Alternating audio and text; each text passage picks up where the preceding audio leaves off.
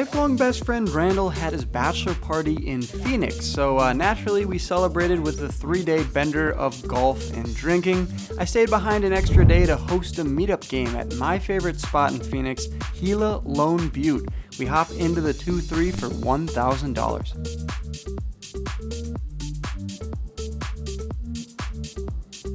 In this first hand, we find ourselves in the straddle. I put $6 out there, and Under the Gun raises it up to $20. 3 players came to play, putting in the $20 themselves, and yeah, we're not playing for that cheap of a price. With Ace-King offsuit, I decide to come in for a 3-bet, and I make it $125 to go.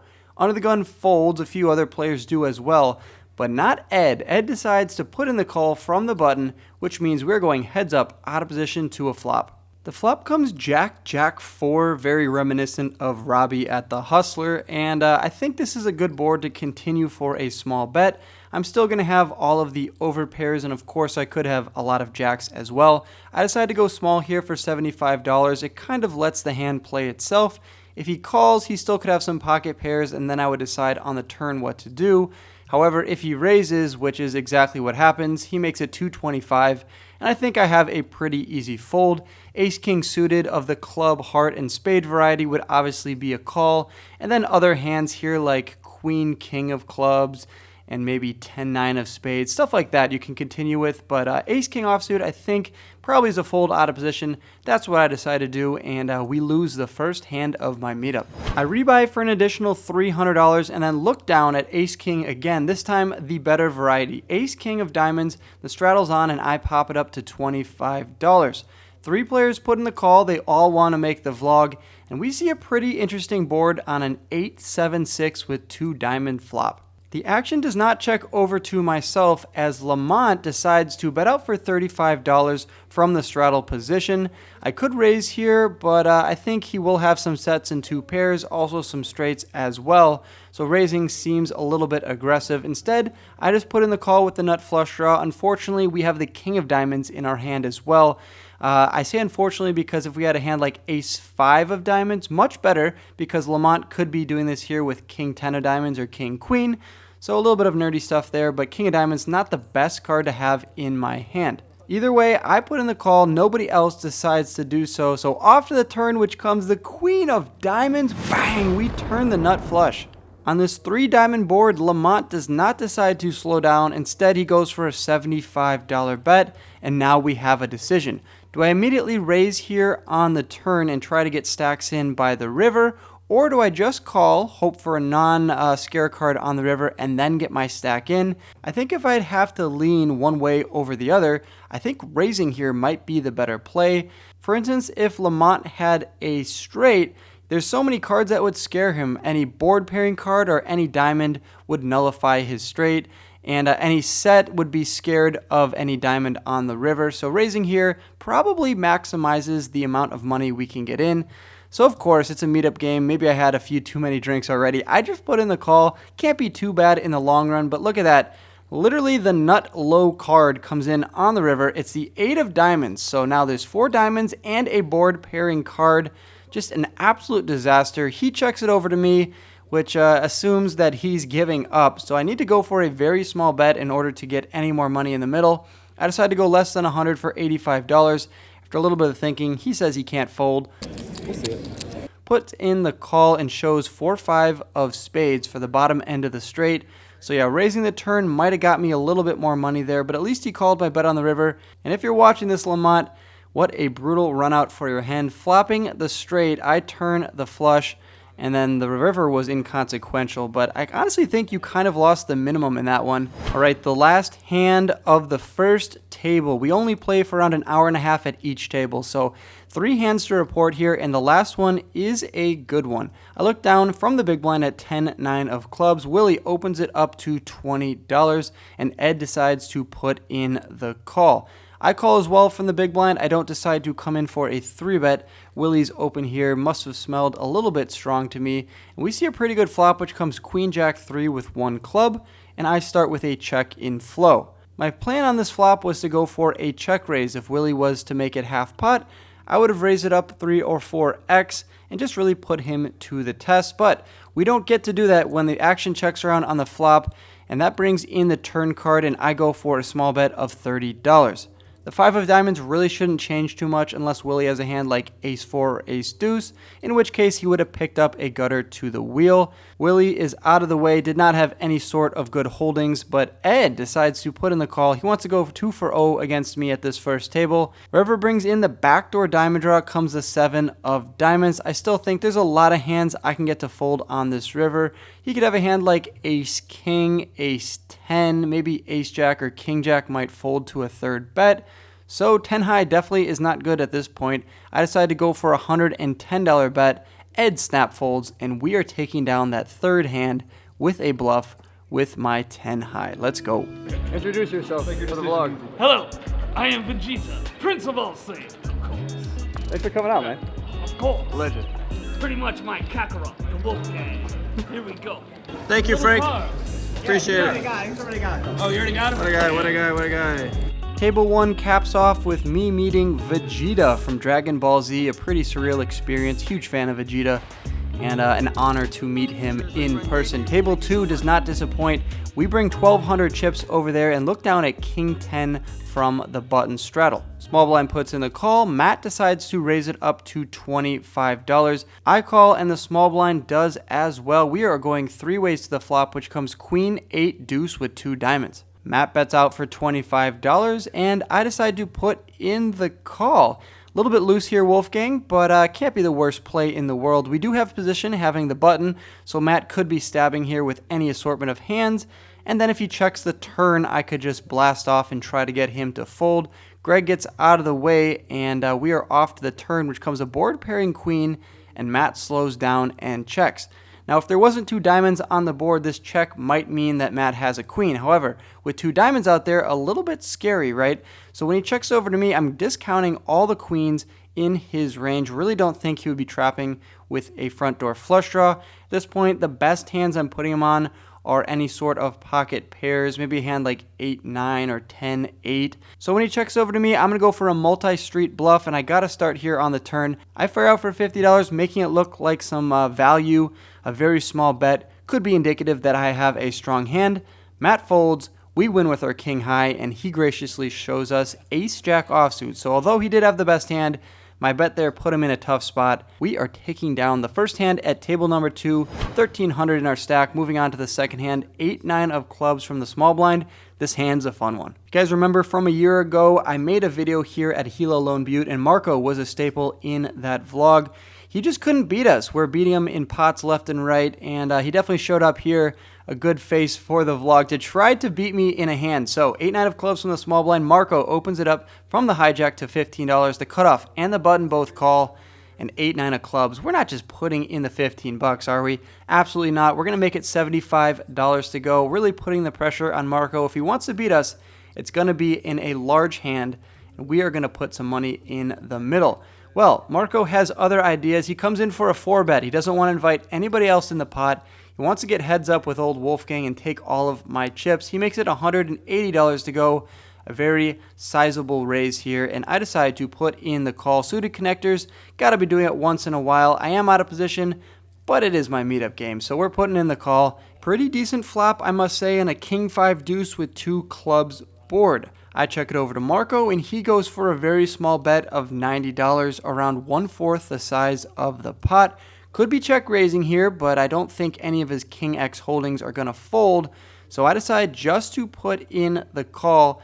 The turn comes a 5 of clubs. Bang! We turn the flush.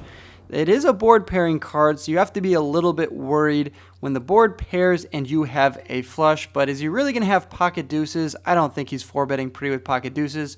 The only set that I think he could have here is pocket kings. So against one combination, can't be too worried. And I check it over to Marco once again.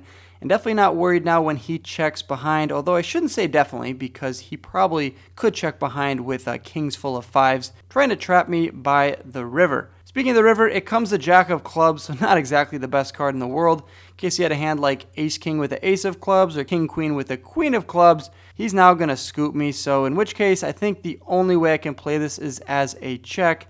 Maybe he'll decide to go for a bet, and I don't think I would fold to one small bet. But if I just bet out on the jack of clubs and he raises me, I have to puke, and then I fold. So I check it over to Marco, and he checks behind, which means he might have some value.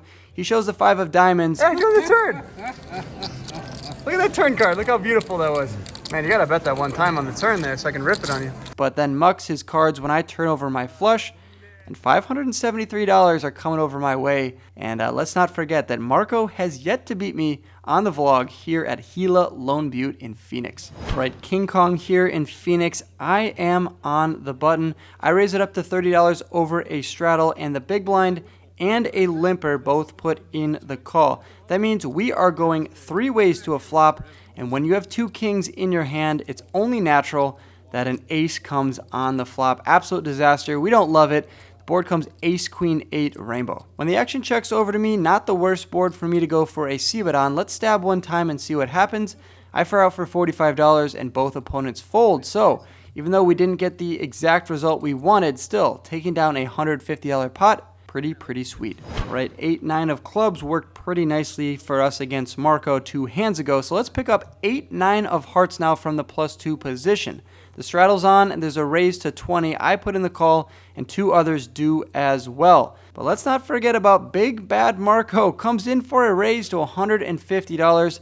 A straddle puts in the call, and how can I fold 8, 9 suited against him when it did me so well the first time? I decide to put in the call. To be fair, my line pre-flop does not look like aces or kings, so I'm pretty much capping myself by calling and then calling again. The flop is an interesting one. It comes 7, 6, 3, all spades. It's a monotone board. We have an open-ended straight draw and 2 overcards. Marco decides to check it over to Nathan, who checks and flow over to me. Having an open-ended straight draw and 2 overcards could go for a small bet here, although I don't want to get check raised.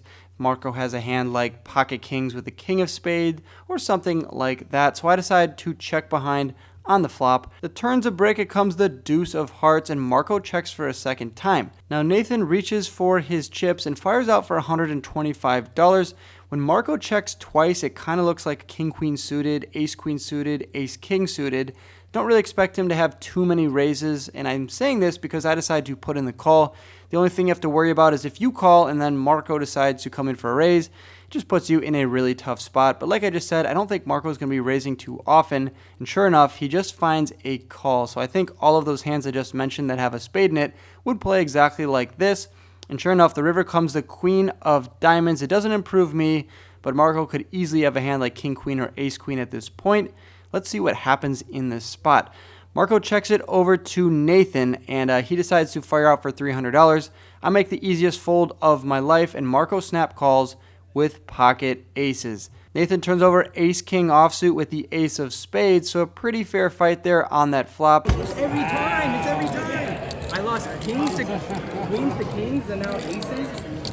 And we needed to see a 5 or a 10 that was not a spade in order to scoop that one. It doesn't come, in $1,500 being shipped over to Marco.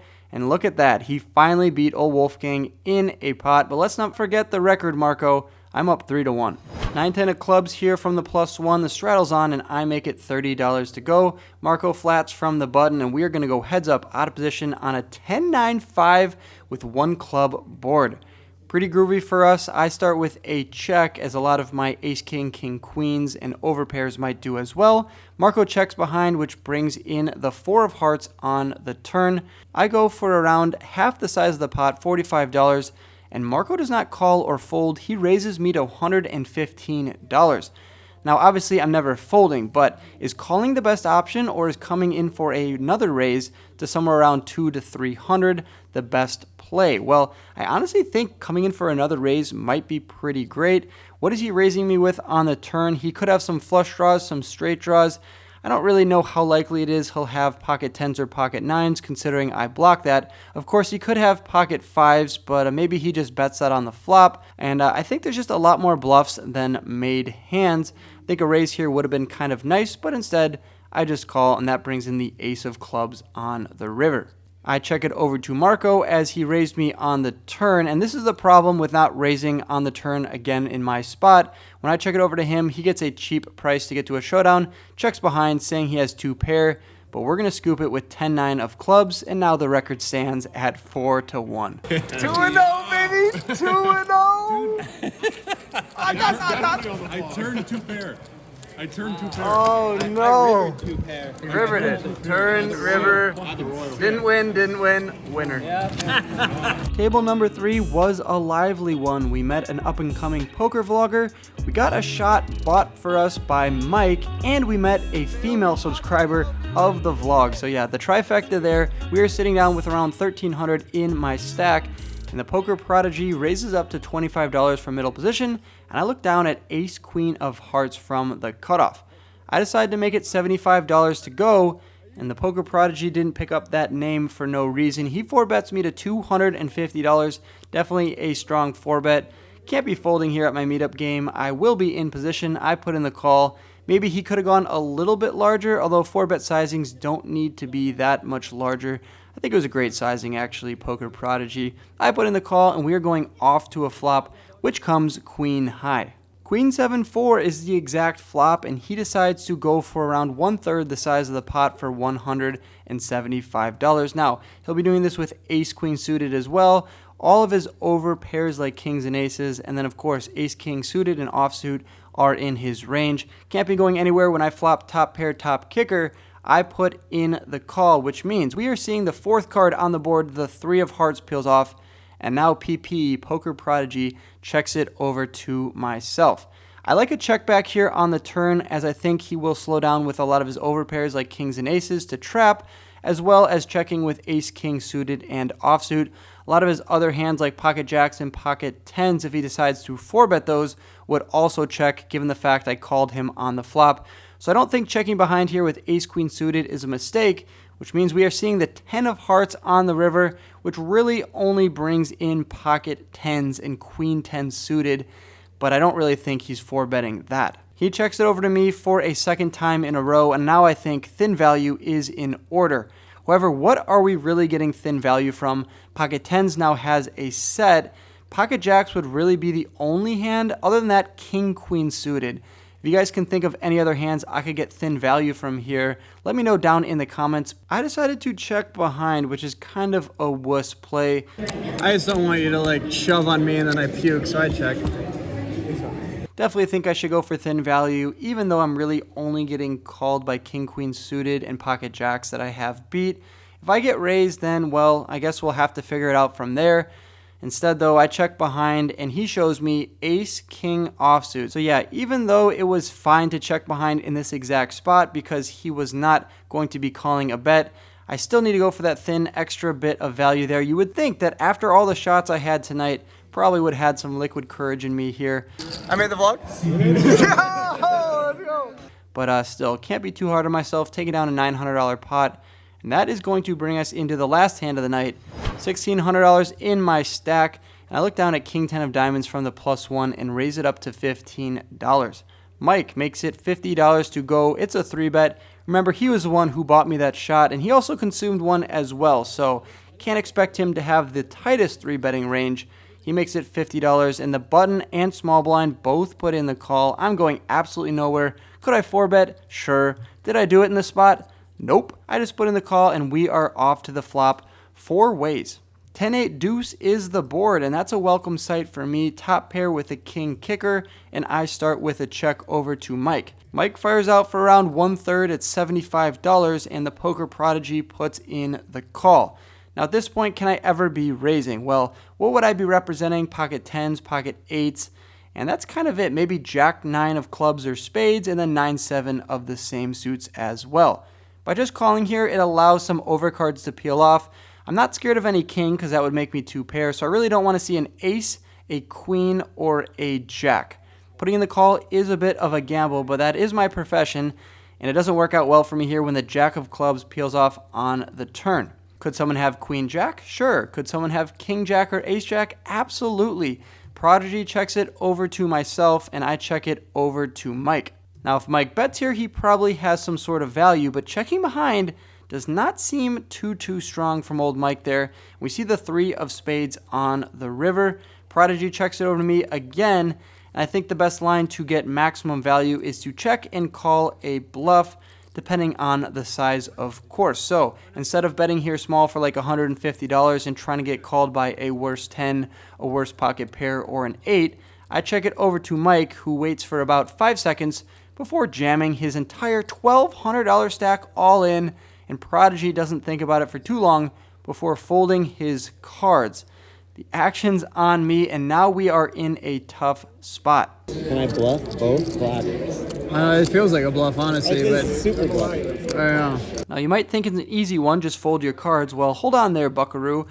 King 10 suited is actually a tough spot because I have a pair, and when Mike checks behind on the turn, I don't really think he's doing that with any jack. So even though my hand is a made one, it's pretty much just a bluff catcher at this point. Now, what bluffs might he have? Would he ever check behind on the turn with a flush draw?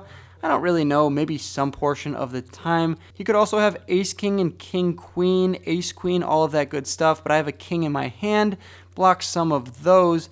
Maybe some pocket pairs might want to turn their hand into a bluff, like pocket 4s or pocket 5s, but then again, is he really 3-betting those pre-flop? I think if he's checking behind on the turn with strong hands, that would be 10s, jacks, queens, kings, and aces. Everything else is pretty much a bluff.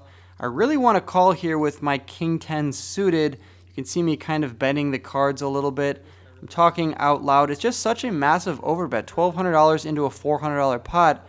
It's just like either he has a strong hand and he wants to get maximum value, or he really wants to bluff me and make the vlog. Well, regardless of what happens here, you have made the vlog, Mike. I know I preach it all the time, but something happens here where I realize that I'm up on the session. It's one of my last hands as I have a dinner reservation coming up, and I already announced that to the table, so they know I'm leaving, and I decide to fold my cards. I don't want to waste this entire video and say that I lost my entire stack on the last hand, so I really shouldn't do this. You should play your hand for what it is worth, and I have a pair, a bluff catcher, and this overbet here kind of smells like a bluff.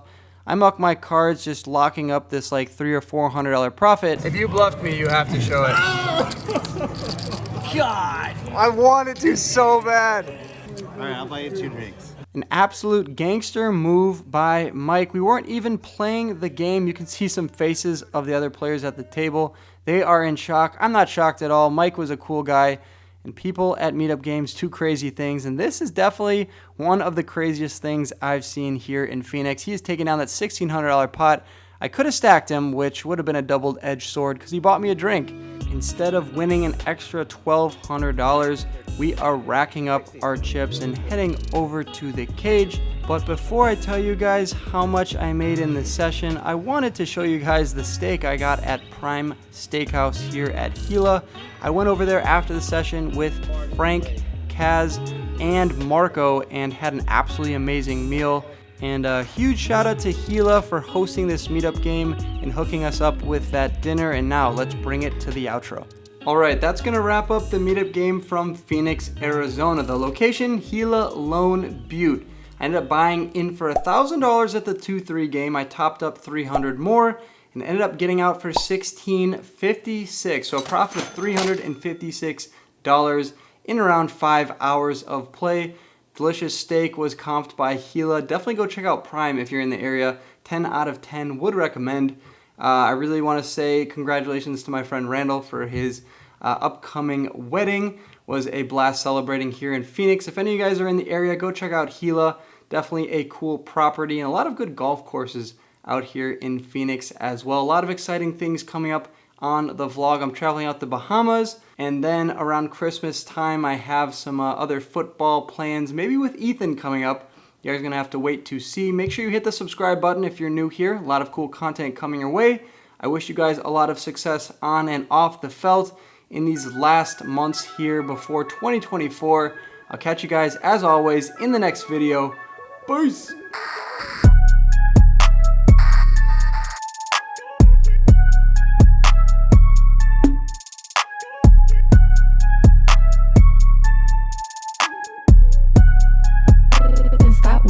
Poker?